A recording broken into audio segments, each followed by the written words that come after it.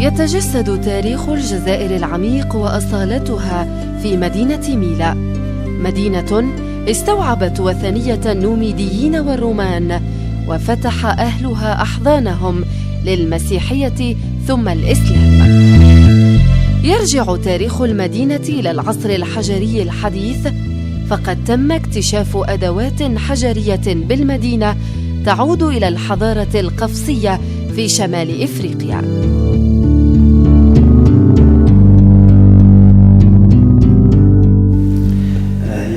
تاريخ منطقة ميلا إلى العصر الحجري الحديث، حيث يوجد بها أحد أقدم المواقع بالجزائر، وهو موقع مشتى العربي الذي يعود إلى الإنسان الحضارة الإبرو-مغربية، وبالتحديد في الشرق الجزائري ينتمي إلى الحضارة القفصية نسبة إلى قفصة في تونس. وإنسان مشتى العربي يعود تاريخه إلى حوالي 15,000 سنة قبل الميلاد، حسب ما وجد من آثار ولقى أثرية تعود إلى هذه الفترة من التاريخ، وهي محفوظة اليوم بمتاحفنا، بمتحف سيرتا في قسنطينة، أو حتى في متاحف عالمية، في متحف نيويورك يضم أهم القطع الأثرية التي عثر عليها بموقع مشتى العربي من طرف الباحثين، خاصة الباحث دي بروج في فترة الاحتلال الفرنسي. وفي العهد النوميدي برزت ميلا كقلعة عسكرية لحماية سيرتا عاصمة نوميديا، وقد أطلق النوميديون عليها اسم ميلو نسبة لملكة نوميدية قديمة كانت ترعى حمى ميلا. ويؤكد هذه النظرية تمثال ميلو الذي تم اكتشافه عام 1880. تركت لنا الحضارة النوميدية بمنطقة ميلا العديد من الشواهد الأثرية، فأشهرها أن المنطقة التي ألقي فيها القبض على يوغورتا بعد خيانة بوغوستاقا بين تجنانت في منطقة البلستيتا في منطقة تجنانت الحالية.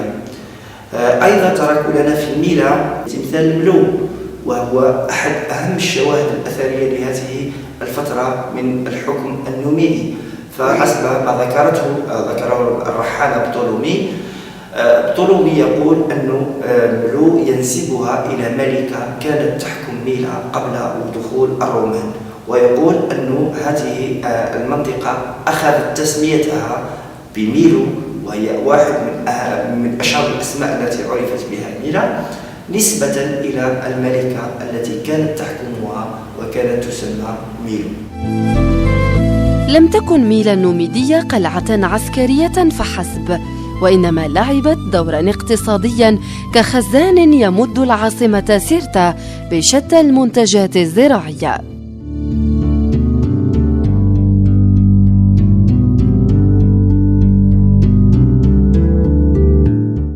لو تحدثنا عن دور ميلا في العهد النوميدي فلا بد أن نربطه بعاملين رئيسيين.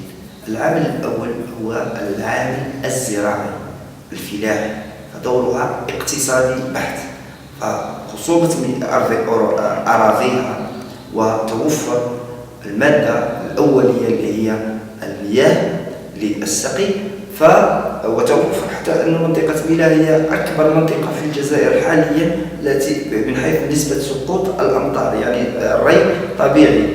فهذه الظروف أهلتها لأن تكون قطبا اقتصاديا منذ القدم إلى غاية يومنا هذا، وخاصة بتوفر التقنية التي أتى بها ماسينيسا إلى المنطقة، متأثرا بالحضارات الأخرى، الحضارة الإغريقية والحضارة الرومانية.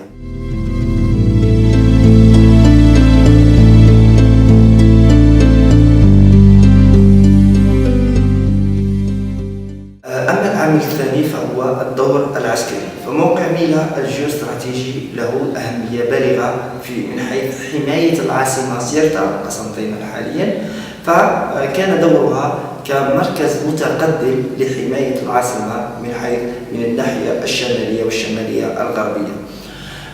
وحتى موقعها الجغرافي، فهي تحيط بها شبكة مهمة من الجبال من الشمال ومن الجنوب.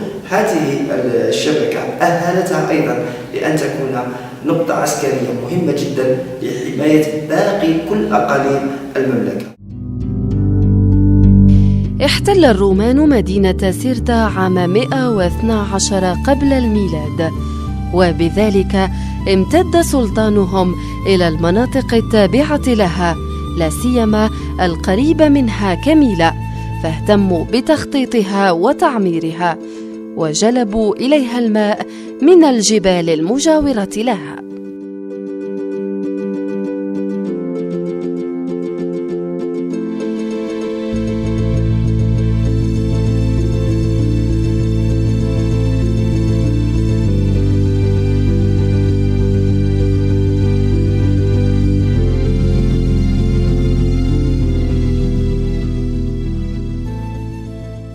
مدينة ميلا هي تراكم حضاري، يعني أن وجودها ما زال تحت الأرض، ونحن كباحثين نسعى إلى إيجاد الصيغة أو إيجاد الشارعين الرئيسيين هذين الشارعين اللذين يحددان تخطيط المدينة. فلما نجد الشارعين نجد الساحة العامة، ولما نجد الساحة العامة نجد الآثار الرومانية. وقد بحث في هذا المجال الكثير من الباحثين خاصة في عهد الفترة الفرنسية في فترة الاحتلال الفرنسي، وأكدوا أن مدينة ميلا توسعت خاصة في عهد العائلة الأردنية. ففي عهد هذه العائلة ربطت ميلا بالطرق، والكتابات الأثرية الموجودة حاليا بمتحف المدينة تشهد على تطور عمراني كبير عرفته المدينة في هذا العهد. وعين البلد لا تزال تزود المدينة بالمياه عبر قنوات أصلية لا تزال إلى يومنا هذا تقوم بدورها كقنوات لنقل المياه.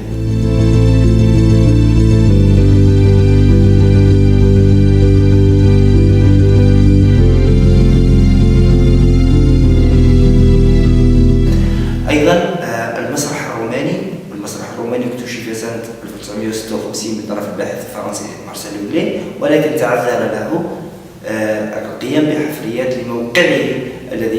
موقع المسرح الذي يقع تحت المقبرة الإسلامية الحالية بميلا القديمة.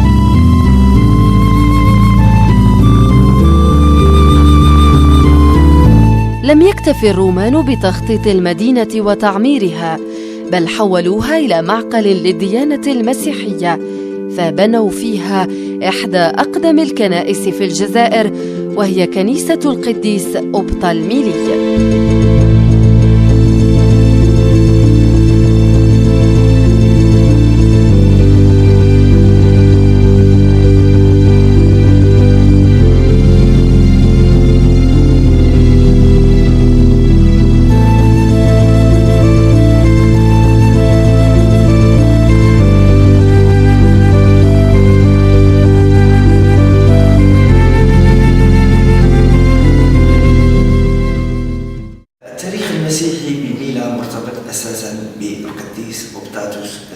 فهذا القديس كان له دور مهم جدا في التعريف بمدينة ميلا من حيث مشاركته في المناظرات التي كانت تعقد عبر كاتدرائيات العالم بأسره. فقد شارك في العديد من هذه المناظرات في قرطاجة، في روما، وحتى خارج هذه المدن. كان يشارك في العديد من المؤتمرات الكنسية، وهو ما عرف أكثر بمدينة ميلا. الذي لا يعرفه الكثير أن هذا القديس كان واحدا من أشهر الفلاسفة والمفكرين في العهد الروماني، فقد اشتهر وحتى أنه نحن كمؤرخين أو كأثريين نعتمد عليه كمؤرخ لفترة معينة، فهو يزودنا بالأحداث التاريخية ويزودنا أيضا بمناطق الصراع التي كانت آنذاك ومناطق وحتى دور المدينة في ذلك العهد، وحتى يروي لنا حول معالمها وما هي أشهر المعالم الموجودة في ذلك العهد وأشهر الشخصيات التي عرفت بمنطقة ميلا في ذلك العهد. بعد انحطاط الإمبراطورية الرومانية زحف الوندال على بلاد المغرب ومكثوا في الإقليم الشرقي حوالي قرن من الزمن. دخول الوندال لم يكن مؤثرا في ميلا لأنه استقرارهم كان في منطقة عنابة في منطقة بونا، فكانت آثارهم ضئيلة جدا بالمنطقة. وأشهر الآثار الموجودة بمنطقة ميلا هي نجدها خارج المدينة وخاصة في منطقة مارشو المعروفة بمنطقة قسنطينة الخالية. قسنطينة الخالية أو قسطنطينة نوفا هي صحيح تسمية لا تتطابق مع التسمية القديمة، فقسنطينة الخالية المعروف الموقع حاليا هو في التسمية الحقيقية هي قسنطينة الجديدة، قسطنطينة نوفا، أي أن الوندال أرادوا أن تشيد مدينة كبيرة تشبه قسنطينة وسموها بقسنطينة الجديدة، ولكن مشروعهم لم يكتمل. لماذا؟ لأن وجودهم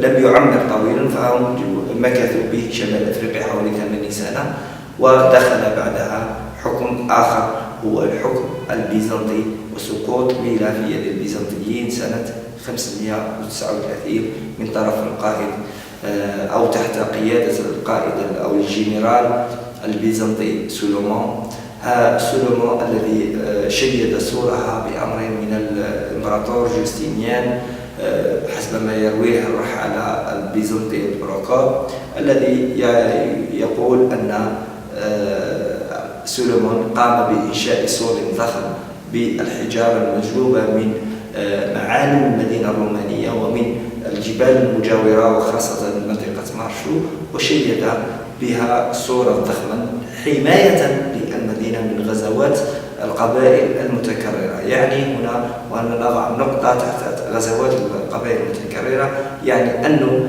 منطقة ميلا كانت منطقة ساخنة جدا للثورات الشعبية ورفضهم لوجود البيزنطيين، فاضطر البيزنطيون لتشييد قلعة ميلاث وسور ميلا المعروف الموجود حاليا والذي لا يزال يحتفظ بأبراجه 14 وبأبوابه باب البلد خاصة في الباب الموجود حاليا والذي لا يزال يؤدي دوره كباب. أيضا نجد باب الريوس في الجانب الشرقي وباب الحديد في الجانب الجنوبي للمدينة. في عام 55 للهجرة دخل جيش المسلمين بقيادة الصحابي الجليل أبو المهاجر دينار ميلة فاتحا، وبذلك حرر أهلها من ظلم واضطهاد البيزنطيين. وفي عام 59 للهجرة بنى فيها أبو المهاجر دينار أول مسجد في بلاد المغرب الأوسط والثاني بشمال إفريقيا بعد مسجد القيروان التونسية. استمر العداء للبيزنطيين طيلة فترة حكمهم من طرف القبائل النوميدية إلى غاية وصول المسلمين. فدخول المسلمين ودخول الفاتح الجليل أبو المهاجر دينار مرتبط ارتباطا وثيقا بنهاية الحكم البيزنطي في شمال إفريقيا، فهو من أفنى البيزنطيين بميلا وأسقط حكمهم ودخلها فاتحا سنة 659 للميلاد الموافق لسنة 59 للهجرة، ومشيدا بها أول مسجد في نميديا آنذاك وهي المقاطعة البيزنطية وهي الجزائر الحالية. فأبو المهاجر دينار قام بتشييد هذا المسجد على الصرح الإسلامي ليؤكد أن منطقة ميلا أصبحت إسلامية وحتى أنه نقل العاصمة من القيروان إلى ميلا وحولها إلى عاصمة لإقليم أو لولاية المغرب ككل، واستمرت كذلك لمدة سنتين ابتداء من سنة 59 إلى سنة وفاته ولا سنة 62 حتى 63 للهجرة.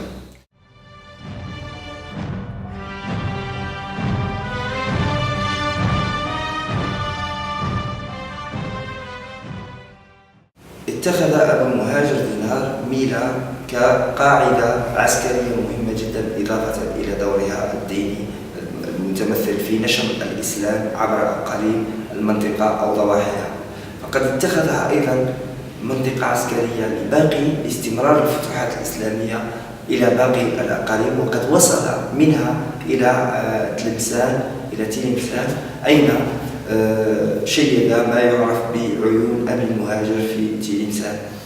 هذه القاعدة لم تكن قاعدة عسكرية فقط، بل كان لها دور آخر ودور سياسي، فقد شيد بميلا دارا للإمارة، دار الإمارة الموجودة حاليا بمحاذاة مسجده مسجد الصحابي أبي المهاجر. هذه الدار كانت عاصمة سياسية لحكمه ولولايته في بلاد المغرب الإسلامي.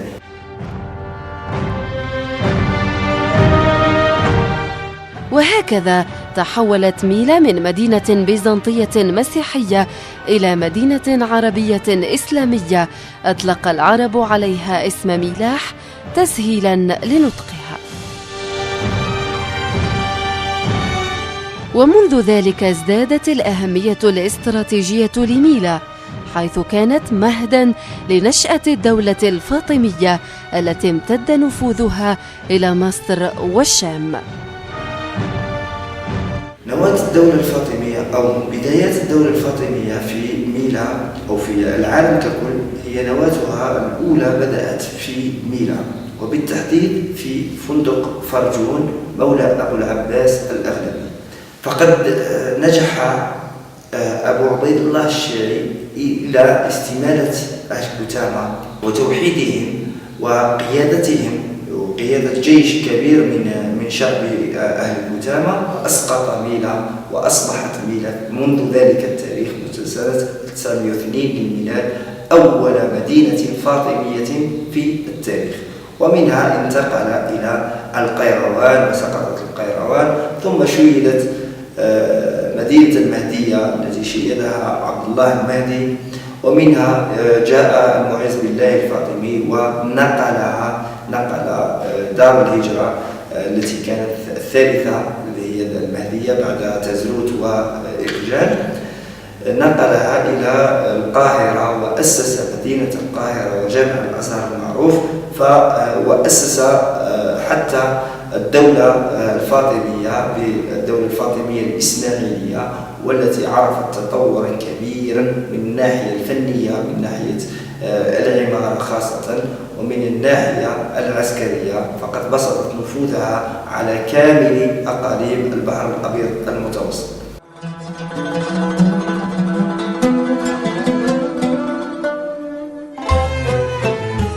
مع إعلان الجزائر انضمامها للخلافة العثمانية عام 1516 للميلاد، شهدت تغييرات إدارية أصبحت ميلا بموجبها تابعة لبيلك الشرق وتخضع لسلطة داي قسنطينة، كما شهدت تغيرات على الطابع العمراني بالمدينة، فأصبحت تجمع بين الطابع العربي الإسلامي والتركي، ويتجلى لنا هذا الطابع في قصر الآغا بفرجيوة.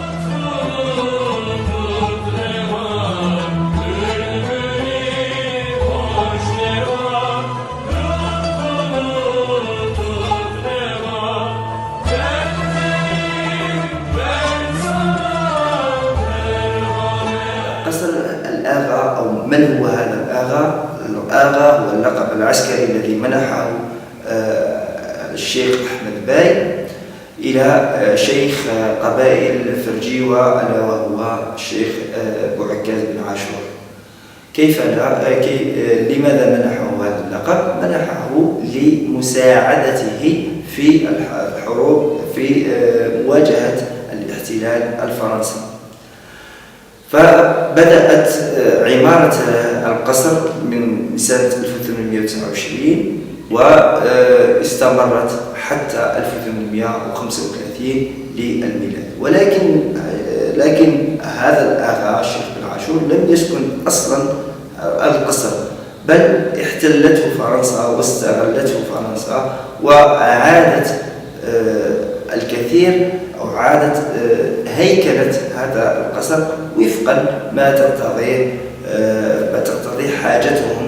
فقد استعمل القصر كمقر للحاكم الفرنسي آنذاك، وقد غيرت السلطات الفرنسية كثير في هندسته المعمارية وطابعه المعماري الذي خطط له من طرف الآغا بالعاشور.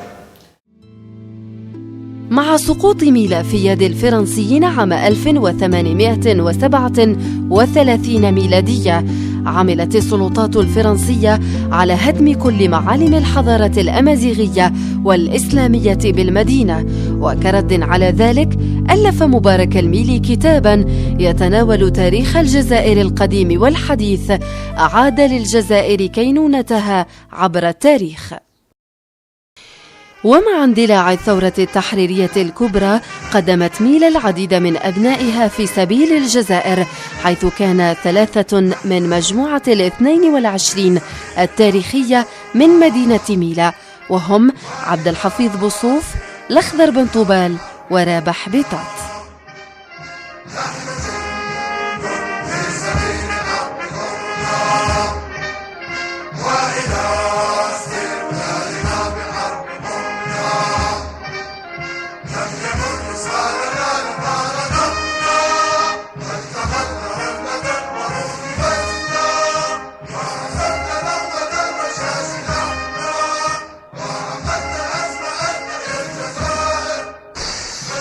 ولذلك لم يكن غريبا أن تقيم السلطات الفرنسية في ميلا إحدى أخطر مقرات الاعتقال والتعذيب في الجزائر، وهو ما يعرف بالسجن الأحمر الذي يضم 29 زنزانة على مساحة 2000 متر مربع.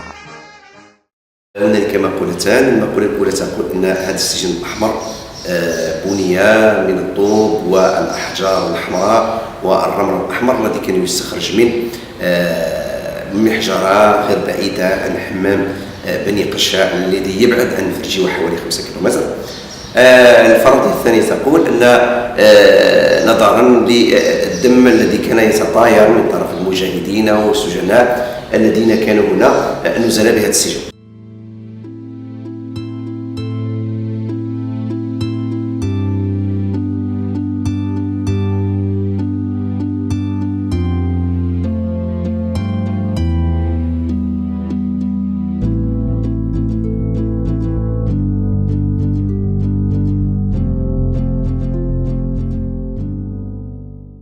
هذا السجن يعني عدة مجازر وعدة يعني عملية التعذيب، ولقد زرتهم.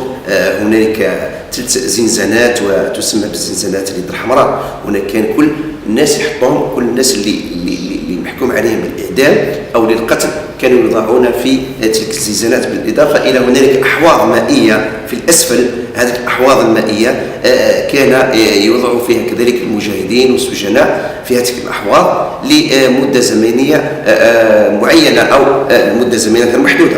بالإضافة أن هذا السجن لعب دور يعني كسجن لجمع السجناء هنا بهذا السجن، ثم توزيعهم. هناك من يوزع إلى يعني سجون أخرى وهو للمحاكمة، وهناك من لا يوزع وينفذون في حق الإعدام، وذلك بنقلهم ليلا مكبرين وفي يعني أكياس مغلقة، ثم يوضعون في هوة سحيقة موجودة بالقرب من حمام ولاد عاشور، ومن هناك يرمون العديد من السجناء.